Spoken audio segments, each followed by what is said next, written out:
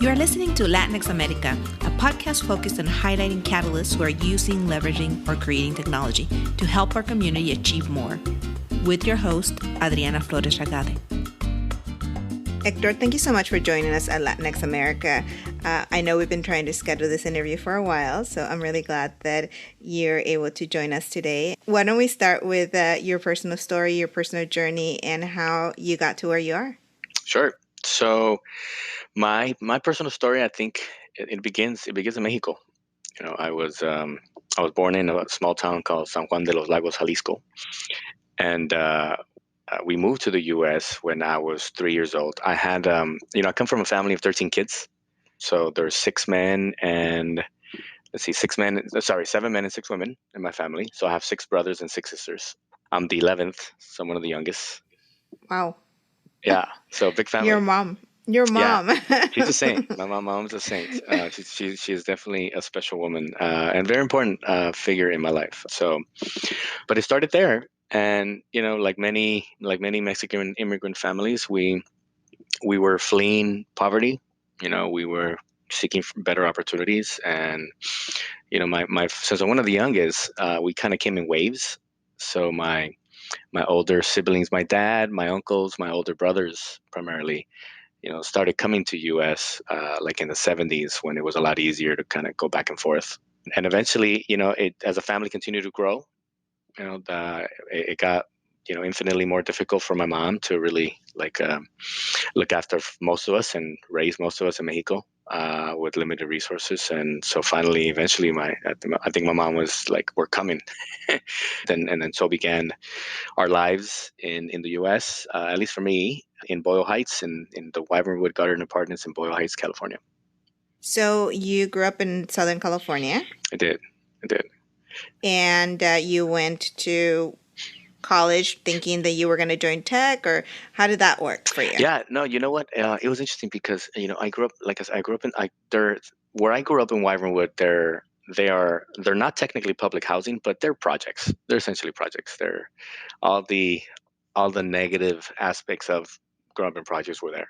Gang violence, drug abuse, low income, bad schools, low performing, all that stuff. It's the same inner city, your typical inner city story, right? And so when we came to the U.S., there was 2 options, right? Either you go to work, or you go to school.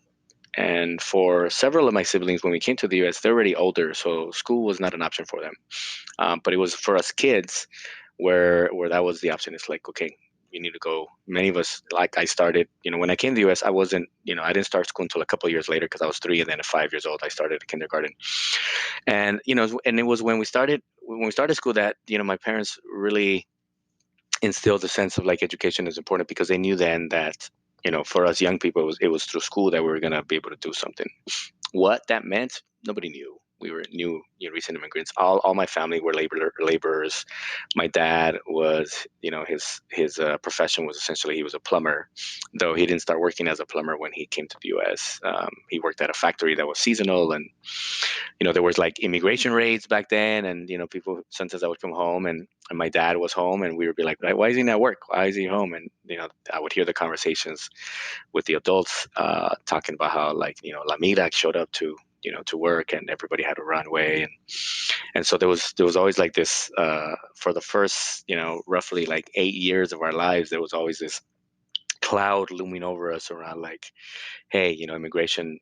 If immigration comes, this is what you do. And there was a plan, like you go to your tia's house, and then so there was, we kind of lived that, which, today's day and age, it kind of reminds me of that. Right. And so what's happening with, with this administration and the separation of families and ICE raids and all that other stuff is very, very similar to what it was back in the 80s.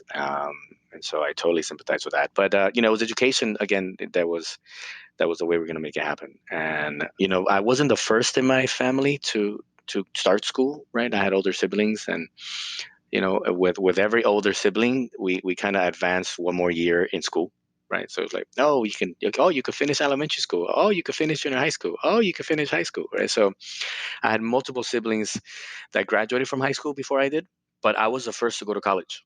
And I had a couple sisters who were older than I, that could have gone that route, but like many Latina stories, it's family challenges and teenage pregnancy and things like that kind of got in the way of that dream for them. But for me, it kind of they helped kind of pave the way for me.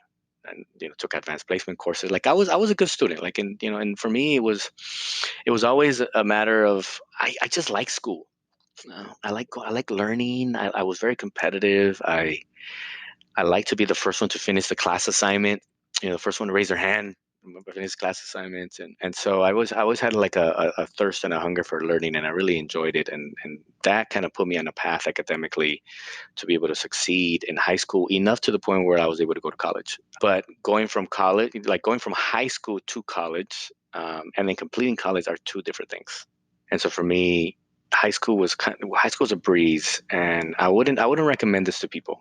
But I must have done maybe 3 or 4 homework assignments when I was in high school. Because I was always a kid who, yeah, bad habits, bad habits. sábelo Yeah, todo. yeah, yeah, bad habits. But I was a kid who I would show up to class, and if there was a test, oh, the test is here, and okay, I do well on tests. And part of it because I paid attention in class, and I had a good memory, and I would retain a lot of stuff. And so I show up to class during exam day, and I was fine. I did well. Or if we had like a writing assignment, I could always sit down and start writing. Like I had pretty good writing skills, considering the education that I got. So I was that kid, but I had bad study habits, and certainly when I got to college, that's when I was exposed. Right? The work ethic that I brought to college with me was not ideal, was not helpful. And so I wouldn't recommend this, but I am a proud college dropout. I failed at college my first time around. When right out of high school, I went to a high school called Theodore Roosevelt High School. It's one of the two high schools in East LA. And Mhm. out of Roosevelt, I went to UC Santa Cruz. Um, and so I was a banana slug for a year. And when I started there, it was all new to me, right? Like first in my family, go to college. Like I didn't have any role models. I didn't know any college students, let alone college graduates, that were part of my network. I mean, I knew my teachers went to college, and I was around. I knew other college graduates, but not to the point where like I would see them as examples of what I could do. And so when I started at Santa Cruz, it was after like I think it was like my second quarter.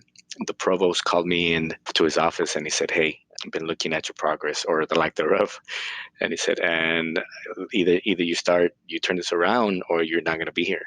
And you can't stay in school here." And so it was then that I made the determination that okay, I'm not coming back to Santa Cruz. And so my last quarter there was really just building relationships and deferring the inevitable, which was my return back to LA, right? And part of my failure there was it wasn't just the bad habits. It was also a social cultural thing, right? Like I grew up in the inner city in East LA. An urban jungle. I grew up in the barrio, and going to school in Santa Cruz, it was beautiful. I mean, the campus sits on the base of the Santa Cruz Mountains. You get to walk to school with deer, and it was just beautiful, high air, tremendous air quality. It was great, fantastic, but it wasn't what I was accustomed to, right? And then also it was a place that there wasn't a lot of students who looked like me. There was a few, right? But as we know, there's not a lot of Latinos in higher education, even to this day, 20 something years later. And so it was a little bit isolating. It was interesting because I've never had problems building relationships, and that was the case in Santa Cruz. I'm still very good friends with a number of people that I went to school there while I was there, but it was but I felt lonely. It was isolating, and I couldn't put my finger on it. I didn't understand why. Like I know all these people, but I still feel lonely. And it was part of it was just the lack of shared experiences, and so by the end of the first year, like I was gone from Santa Cruz, and I went back to LA. Eventually, took a detour for a few months in Santa Barbara, living with a high school buddy of mine who was a student there.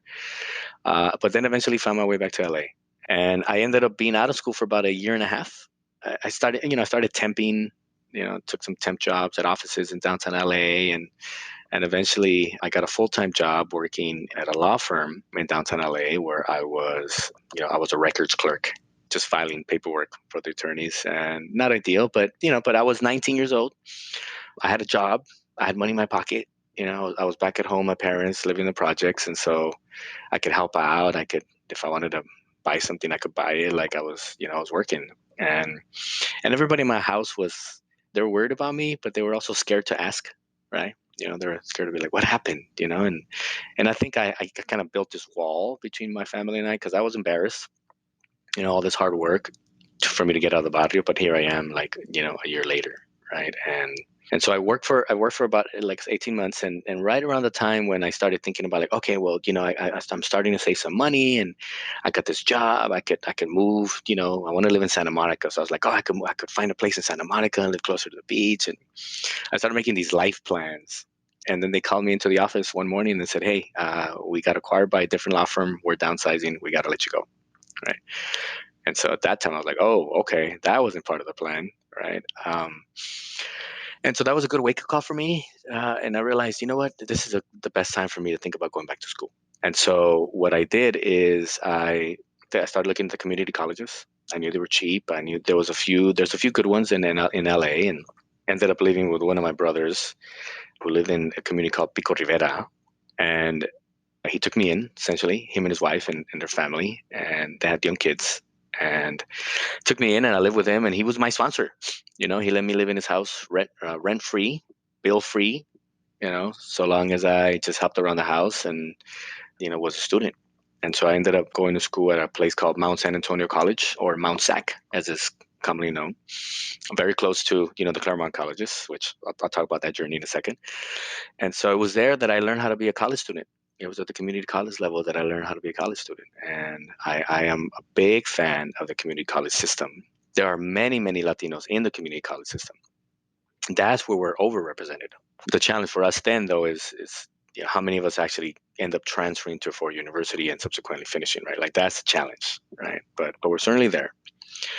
And so while I was at Mount SAC, like I said, I pursued the honors courses. I mean, I knew how to be a good student. I just needed to kind of rekindle that, And so I went to go talk to counselors and wanted to be in the part of the honors program, and got into the honors program there, took courses, had some good instructors, had some good mentors that while I was there. This guy named Jim Ocampo, who was a director of assessment and the EOPS office there at Mount SAC, kind of took me under his wing. He's a Chicano from East LA as well. So he was one of the first people that I was like, oh, in higher education, there's guys that are like me. I was like, oh, Jim Ocampo is like, he grew up in my neighborhood, and he's here and he's the boss. And, so that kind of began to inspire me a little bit.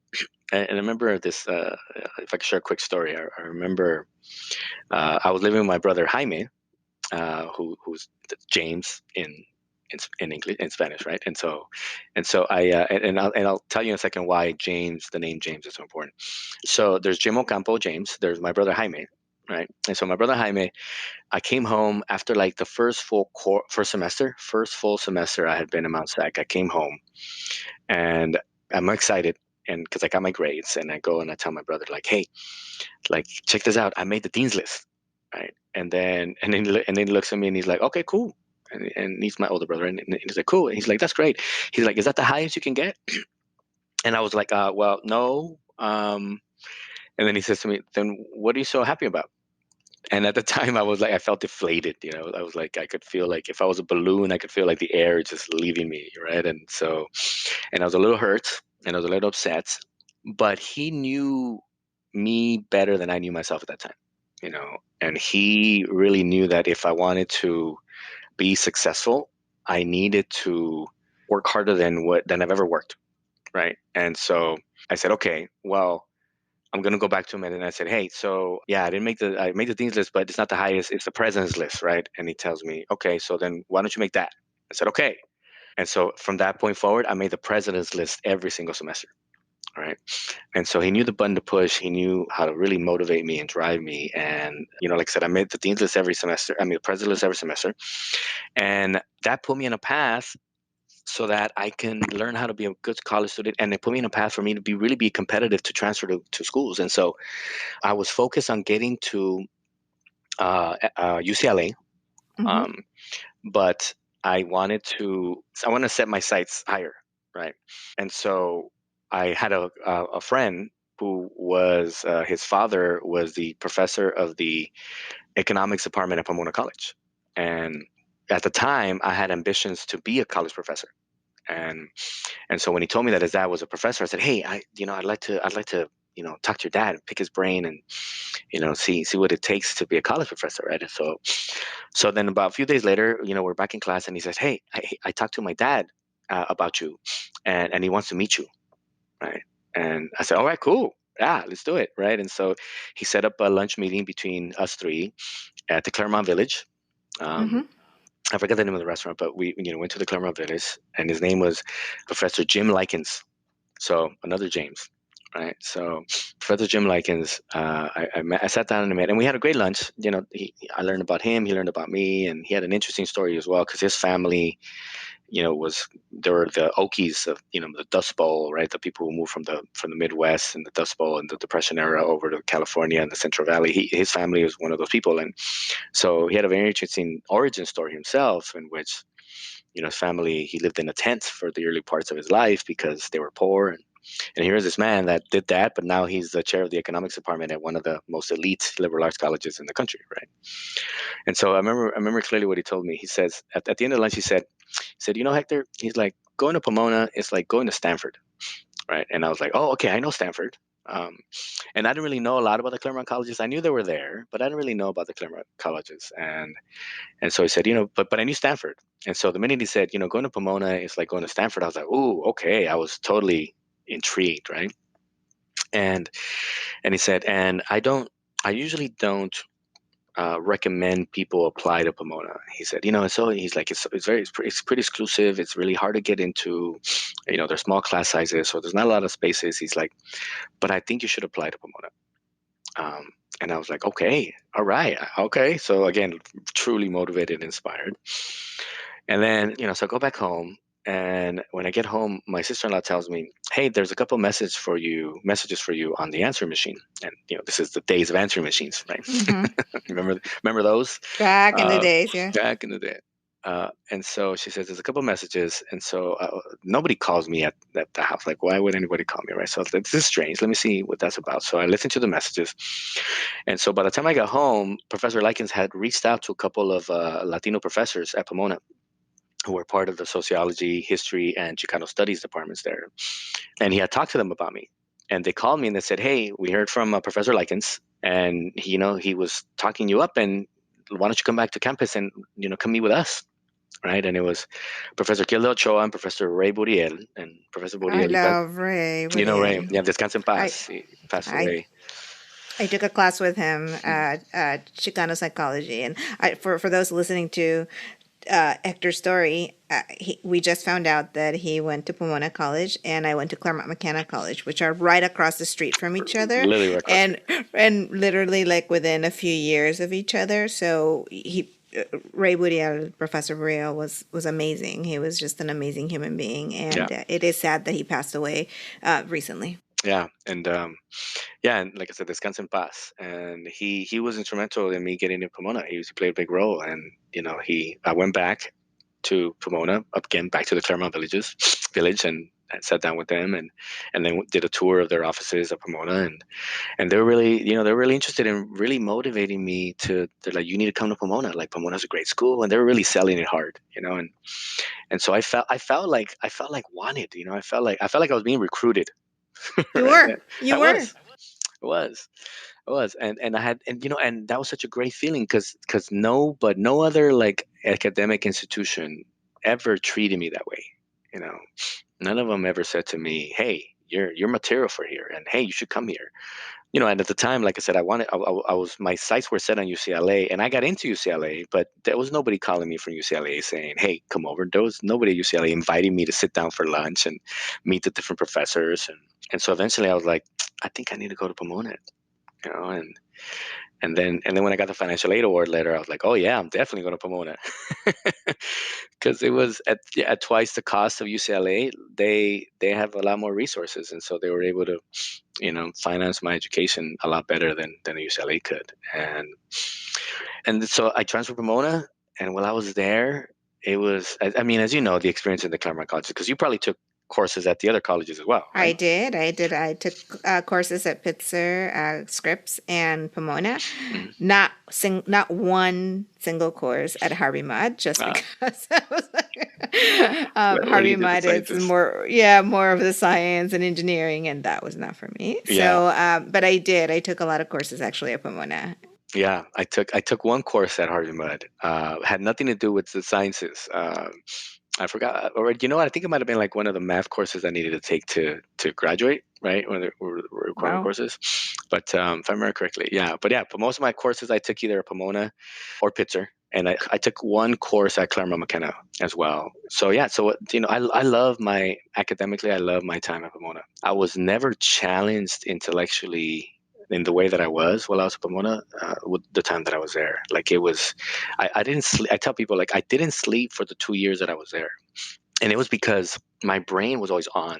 My brain, I could hear like the motors in the back of my brain, like constantly just like I was always thinking about stuff, and the talent that's in those colleges is amazing. So I was always impressed by like my classmates and just how insightful they were about things and who they were and their backgrounds, and it was interesting, and it was also like a great life lesson for me there as well. And the reason I say that is because being a Pomona was the first time I had ever been around privilege, and that like shook me to the core, right? Like the consciousness that I reached around how much I didn't have, right, Hmm. growing up was on full display when I was a Pomona, right? Like, and I'm sure you can empathize, I, right? I I tell people like I didn't know I was poor until I got to college, Yeah, until I got to Claremont McKenna, yeah, and yeah. I walked around the parking lot and I was like, wow. Hmm. Like But I the mean, I think that experience shaped us in a did different way, it did. and allowed you to see the other side and what you could have. Hmm.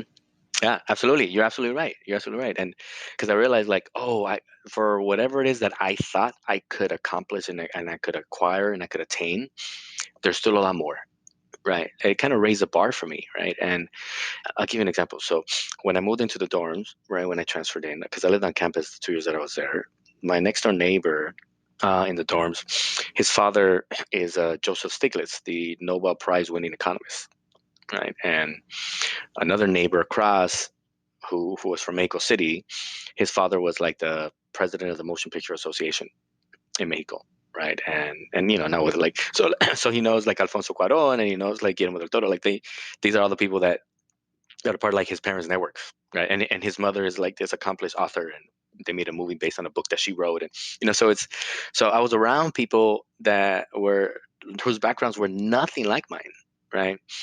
But there was a big difference in that I had been around that type of environment before at Santa Cruz, but it was different at Pomona. You know, at Pomona, like I felt like I fit in more, interestingly enough, because it was more elite. It was more, more prestige. But I felt more comfortable there than I did at Santa Cruz, and maybe part of it was where I was at the stage in my life. I was 18 when I started. Actually, technically, I was 17 when I started at UC Santa Cruz, and but I was a little older. I was a junior college transfer.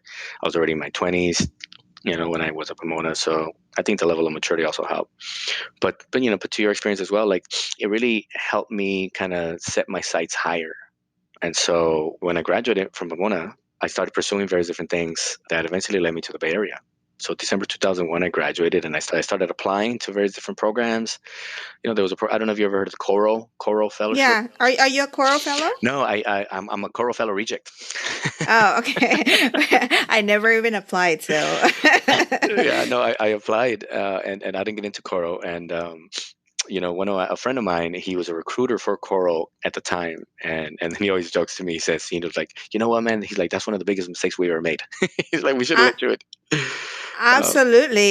Your total, like your profile would, it's completely aligned with what Coro is yeah, supposed to be doing, which is preparing the next generation of public policy leaders, right? yeah, exactly. And so it's public affairs program, and I thought it was totally, and in their defense, I could have done a better job on my application and selling myself a little bit better, but but it wasn't in the cards, right? It Yeah. wasn't meant to be, but that was okay. And at the time, I graduated with a degree in sociology with an emphasis on media studies. right? And so media and communication has always been a large part of my interests and what I do. When I was at Pomona, I was writing for a Spanish language magazine. I'd written several like editorial pieces for like a local newspaper there that eventually got bought by the LA Times. And so I was always involved in media and communication. That was to this day. I mean, my being with you here today and my career has always been Yes. there's always been a strong media slash communications aspect to it. And so I also applied to a program called MedPro, Minority Editorial Training Program. It's a program that the LA Times used to run. I don't know if they still run it now, but it was to train journalists of color. And I applied to that program as well. And then I also learned about the Green Lining Institute. And the executive director there now, Orson Aguilar, he and I grew up in the projects together in Boyle Heights. And I remember after graduating from Pomona, I ran into him at this place called Carnitas Michoacan, also known as 24 Hours because it was open 24 hours. And it was a popular like after hours hangout joint. So when in Boyle Heights, so when like you go out and then afterwards you're hungry, you go there, and so it must have been like 3 in the morning, like on a Saturday night or Sunday morning, right? And I ran into him there, and I hadn't seen him in a few years. And interestingly enough, he graduated from UC Santa Cruz, and he's a few years older than I am. And so when I ran into him, I said, "Hey, what are you up to? Like I just graduated from college." Like he's like, "Oh, well, here's my card. Let's talk later." Right? I was like, "Okay, cool."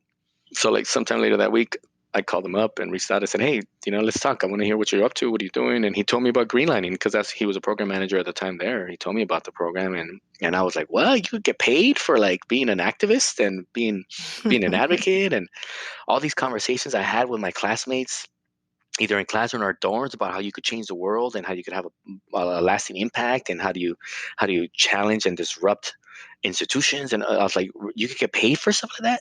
And he's like, "Yeah." So I said, "Well, how do you sign? Are you hiring? Like, sign me up." And so about a few days later, I got a packet on the mail from him for a leadership development academy. And they have multiple programs. They have a summer program. It still exists, and they have a summer program, associate program that I applied to, and I got into that one. And of all the programs that I applied to, that's the only one that took me. So began my life in the Bay Area. I moved up. At the time, Greenlining was based out of San Francisco, so I moved up, lived in Berkeley. My younger brother was a student at Cal at UC Berkeley at the time, and so during the summer he was going back home. He wanted to come back home for the summer to LA, and he had he's living in a co-op, and he had his room there. And so he's like, "Why don't I'll sublease you my spot." I was like, "Okay, great." So I moved up to Berkeley, lived in my brother's co-op room, and started my career in public policy working at the Green Lining Institute. And that summer associate program eventually led to a 1-year fellowship program. And then when I started that, I moved to Oakland, where I've been ever since. And then the 1-year fellowship program turned into communications director, which turned into health policy director, which turns into development director, which turned into chief operating officer. And so I kind of grew within Green Lining, and I was there for 9 years, and it really, set a foundation for me around social justice, right? And to this day, I'm still a professional advocate.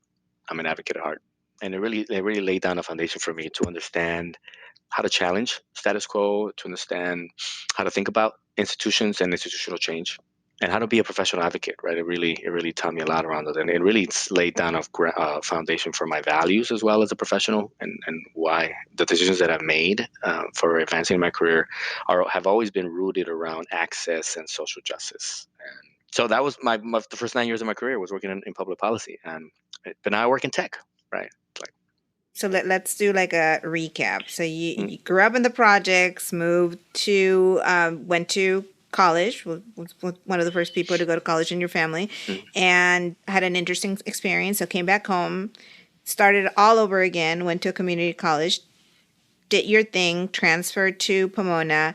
Pomona came up to the Bay Area, started in a fellowship or some, you started from the bottom up. mhm. And then you were with Greenlining for 9 years. And then you decided one day, I'm in the Bay Area, so tech is here. So how did you transition into tech? Yeah. So about halfway through my tenure at Greenlining, I began to appreciate the power and the influence that the private sector wields over everything that we do. The food we eat, the air we breathe, the clothes we wear, where we go to school, how we're able to finance, the communities we live in, the jobs that we, everything. Like the private sector has so much influence over everything that we do, right? And I was intrigued, right? I was really intrigued, and so for me, I knew that I wanted to scale my influence for in my career. Like I knew that I want to be an influential person, um, and and so I knew that if I wanted to scale it, that I needed to go to the private sector. I was able to wield influence in the nonprofit sector too. There was a lot of stuff, a lot of policy battles that we were a part of. There was a lot of community based organizing and community principles, and I had a strong brand and reputation in the nonprofit sector already, so I could have continued to stay down the path being a nonprofit and still been totally fine. But I felt like there was more for me personally, and so I made a decision that I needed to go to the private sector. I just didn't know how, where, right? And so the natural progression academically for a person like my profile at the time would have been I go to public policy school, right? And several of my colleagues, had that was their path. They ended up going to like the Kennedy School at Harvard, or they went to the Woodrow Wilson School at Princeton, or the Lyndon B. Johnson School at Texas at Austin. I mean, so many of these other like elite graduate programs, like that's where they were going. But I knew that if I wanted to go to the private sector, I decided that I was going to go to business school instead. And so started looking at business school programs, and eventually I landed at UC Berkeley, House School of Business. And that was another major turning point in my life because it opened up, it rewired my brain a little bit, and it taught me a lot of things. And I was able to build a new network, a net new network that to this day I'm still extracting value out of, right? And so I started school, and I did the evening weekend program. So when I was working full time at Greenlining, the last 3 years that I was there, I was also going to school in the evenings at the House School of Business. And at the time, Greenlining had already moved to Berkeley, so I was literally just down the street from campus. So it was kind of convenient for me to do that. And so I started at House, and when I walked in and I started learning, I started the program, I felt like an ESL student all over again, or English as a second language. Now they're called English language learners, right? Yeah. But I felt like an ESL student all over again.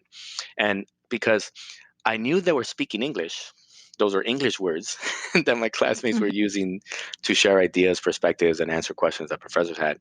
But I didn't understand because of the whole new language. Like I spoke the language of nonprofit public policy and equity and social justice and, political institutions and social institutional apparatuses. Like that was my language, right? I didn't talk finance. I didn't talk accounting. I didn't talk, corporate strategy. Like those were the things that I didn't know anything about. And so I felt like an ESL student all over again. But again, it started to rewire my brain, and it really like opened up my eyes to things that I had never, like I think about things differently now. It's a combination. It's a hybrid of like the stuff that I learned in the first 9 years of my career, and then the stuff that I was learning in business school. And so it was amazing. It was better than I could have imagined. Walking in, I was elected, student body president. So I was president of the House School of Business for my program. I was the first Latino elected to that role. I was a graduation speaker. So I spoke. You can see my video on YouTube. Shameless plug. I have actually. You really have. And so it was better. And what that allowed me to do is allow me to like halfway through that program, I realized, okay, I was walking in thinking, okay, I don't know what I'm gonna do in the private sector. I don't know. I know I want to go to the private sector, but I don't know where. And it was halfway through the program that I realized, aha, I'm going to tech. Right. It was half of my classmates were Silicon Valley professionals. And so I was just intrigued and I was excited. And, it was at a time when like Facebook was blowing up and Google and, YouTube and the iPhone came out and all the stuff that was happening. And I was like, I got to go to tech. And so that's when I realized that, okay, once I graduate, I'm going to switch careers and I'm going to move over to the tech side. And I did. I graduated. I went to the career services office and I was like, hey, like, what do I need to do to help me transition? And they advised me, and I leveraged my classmates heavily. They invited me to lunch I did so many lunch meetings at some of the Silicon Valley companies, Intel, Cisco, Juniper Networks, Google, Amazon, eBay. Like I did a whole bunch of information interviews with my classmates and visiting a bunch of the companies, interviewing. I got a lot of interviews in the marketing side of business, but nothing hit. It was hard for me to translate my nonprofit experience into private sector experience, and the private sector doesn't value nonprofit experience as much as they need to, because a lot of the skills are very transferable. But I eventually ended up at a startup company called Adchemy. No longer exists. It was bought by Walmart Labs sometime after I left. But that was my ticket to the dance. I was no After that experience at Adchemy, I was no longer a nonprofit professional. I was now a tech professional. So I was in, as I'm sure you've already is one of the hardest things to do in tech is to get into tech.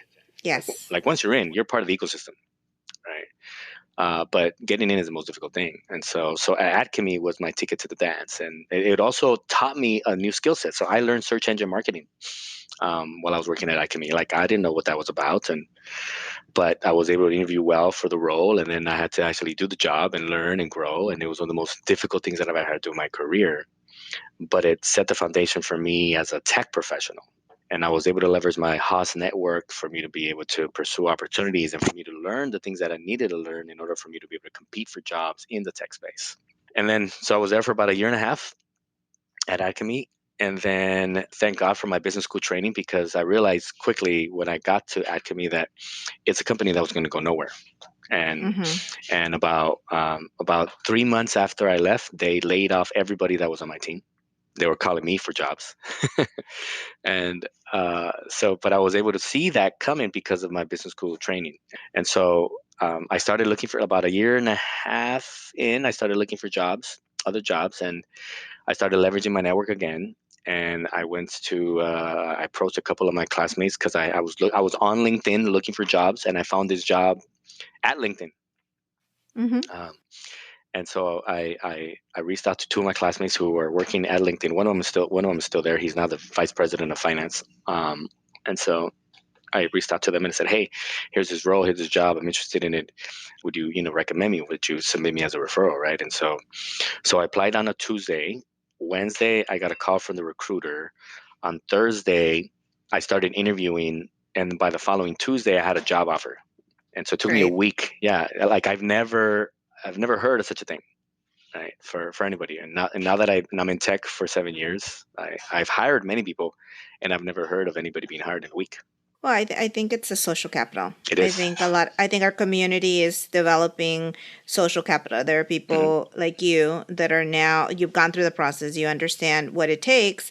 And it's something that has been happening for years Yes. to other people, Yes. but not people in our But not to us, community. yeah. So I'm glad that it happened to you because, Yeah. people listening out there know that this is possible. And it's a matter of developing a strong network, and LinkedIn and other groups or other platforms allow you to develop and keep that strong network. You're absolutely right. You're absolutely right. Yeah. And so, here's a quick proof on that. So when my manager, shortly after I started, he says we're having a conversation. He said, "Hey," he's like, "I never told you the story of like when we hired you." He said, when we were considering you, he said, Waylon Chan, who's the vice president of finance now, who at the time wasn't, but he was the one who would help control the headcount allocation for different teams. He's like, when Waylon Chan came over to me, and he's like, and the guy who controls my headcount allocation tells me you need to look at this guy. He's like, I listened. And had it not been for my business school classmate who was in the ear of my manager, I don't know that I would have gone in, right? And so your point about social capital. You're absolutely right. Like we have to start building that social/professional capital from day one, because a lot of times that could be the determining factor of whether or not we're going to advance in your careers. So I have a couple more questions. Sure. Before we end the interview. The first one is, you're now hired, and you're doing a lot of great things. So I want you to talk briefly about what you're doing at Hired. Yeah. And then how do people get hired? Yeah, good questions. So some brief about Hired. So Hired, it's like LinkedIn, is a two-sided marketplace for technical talent. And so they actually found me on LinkedIn. So they reached out to me on LinkedIn for a role. And so I am the global director for sales development. So my job, my team's role is to be able to find new business opportunities for our company so that the account executives could go out and close some deals. And so vastly different from when I was doing public policy work, but it's my career, it's my trajectory. And so that's what I do now. So I have a global team. I have a team in Toronto and in New York, in Paris, and in London. And so it's like I never thought that I would have like a global, span of control, which is kind of cool. Not bad for a kid from the projects, right? And so to your point, to your question, last question around like how do you get hired? You have to like opportunity's not going to come knocking on your door looking for you when you're sitting on the couch, right? Like you have to get out there, you have to get your name out there, you have to work hard, you have to make sacrifices, and many ways you have to do twice, you have to work twice as hard because there's not a lot of Latinos out there that are literally going to like find you and seek you out, and along the way I've had a number of people who have helped me, some of them Latinos, some of them not. Most of the people that have helped me have not been Latinos, and it's not because Latinos don't want to help me. It's just when you keep growing and you keep rising towards the top in your career, you realize that there's less and less of us, right? And so more and more of us need to start doing that, need to start building that professional capital, need to stay connected. Your podcast is a wonderful platform to share the stories of all of us. And I'm listening to a lot of other people that you interviewed, and I've been inspired of their stories and thinking like, yes, we need more of us to hear those kinds of things. And so that's what you need to do. You need to get out. You need to work hard. You need to sacrifice. You need to realize that there's not going to be a lot of people that are going to help you. You need to help yourself first. And then what you need to do is you need to pay it back, right? So that the people behind you, you start looking for them and then pulling them up and helping them out, because that's the only way we're going to get there. I agree. Resources that you recommend, and how do people get in contact with you? Yeah, so resources, I think read podcasts, listen to stuff like right now I'm listening, besides your podcast, I'm listening to the Young Latinos, another show that I'm listening to. I'm also listening to Reid Hoffman, who's one of the co-founders of LinkedIn. He has this great podcast called Masters of Scale that I'm hooked on. I've learned so much from him because literally he just invites everybody in his network and they have a conversation around like this company and how they were successful. And so that's another good one. Leverage LinkedIn. Like I said, it's a good tool. Leverage Hired. If you have technical talent, it's a great platform to get hired and get found. And then what was the last part? So resource, and how to get a hold of me. Find me on LinkedIn. I'm constantly on LinkedIn. I'm sharing content there all the time. Reach out to me on LinkedIn. Send me a note on your invitation, letting me know why you want to connect with me, and let's get connected. I'm happy to help. Well, Hector, thank you so much for your time. Thank you for sharing your story, for being so candid. I normally ask a lot more questions, but you have it. You have the storytelling down, so you didn't need my guiding questions. So I appreciate your time. I appreciate what you've done and what you're doing for our community, and I hope that people do take advantage of your invitation to connect with you. And we do need more people like you at the director level, at higher levels, so we can change things for our community and pull those that are starting to or trying to get into the tech world, just like you did at some point. So thank you so much for being with us today and for sharing your story. Yeah, thank you. I really appreciate it. Thanks for joining us today. Don't forget to follow us on Facebook at Latinx America and on Twitter at America Latinx, or email any questions or ideas to latinxamerica@gmail.com. Gracias y hasta la próxima semana.